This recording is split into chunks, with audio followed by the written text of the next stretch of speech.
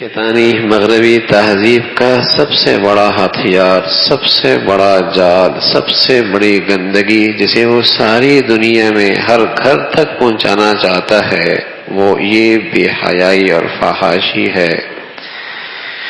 حضرت آدم علیہ السلام کے بدن پہ لباس موجود تھا تو شیطان نے سب سے پہلے اس کے لباس پہ حملہ کیا،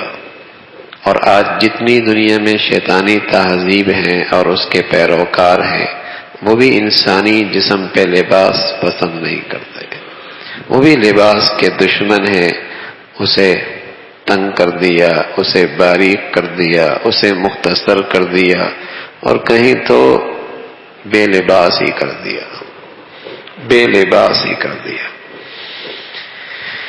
اسلام کی خوبصورت تہذیب میں شرم و حیا ہے، پردہ ہے، لباس ہے، پوشاک ہے، چاہے وہ زینت والی ہی کیوں نہ ہو، زینت بھی ہے،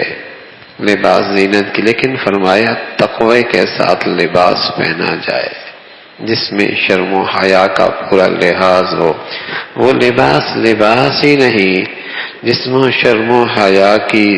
ضرورت پوری نہ ہو، وہ لباس لباس ہی نہیں۔ رسول اللہ صلی اللہ علیہ وسلم فرمایا کرتے تھے کہ ایسی مخلوق بھی آئے گی کہ لباس پہنی ہوگی پھر بھی بے لباس ہوگی۔ لباس کاسیات عاریات، لباس پہنی ہوں گی، لباس، لیکن پھر بھی بے لباس ہی ہوں گی۔ ممیلات مائلات، خود بھی مائل ہوں گی غیروں کی طرف، اور مائل کریں گی بھی صحیح، اور ان کے سروں کے بال اونٹ کے کوہان کی طرح ہوں گے۔ فرمایا یہ ایسی مخلوق ہے،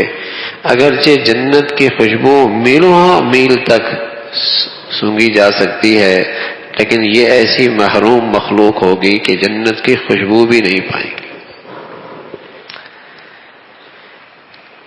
کاسیات عاریات، ایسی مخلوق کا اس زمانے میں گزر کوئی نہیں تھا، لیکن اب تو شاید ہی کوئی جگہ خالی ہے، اور شاید ہی کوئی بازار، خیر ہی کوئی گلی، خیر ہی کوئی بازار، شاید ہی کوئی تعلیمی ادارہ، اور بھائی خوشیوں کا حال تو بالکل ہی نہ پوچھیے، وہاں تو دکھانا ہی یہی فیشن ہے،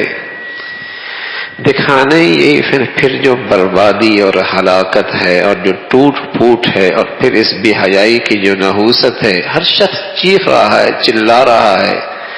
لیکن جو اس کے پیچھے زہر ہے اور جو اس کے پیچھے بربادی کا سبب ہے، اس کو اپنی زندگیوں سے نکالنے کے لیے تیار۔ تو یہ ایک ایسی برائی تھی کہ جہاں جب تک انسانی فطرت میں کچھ سلامتی تھی، جب تک انسانی فطرت میں کچھ سلامتی تھی تو وہ اس سے گھن کھاتی تھی، اس سے گھن کھاتی۔ درس قرآن www.درسقرآن.com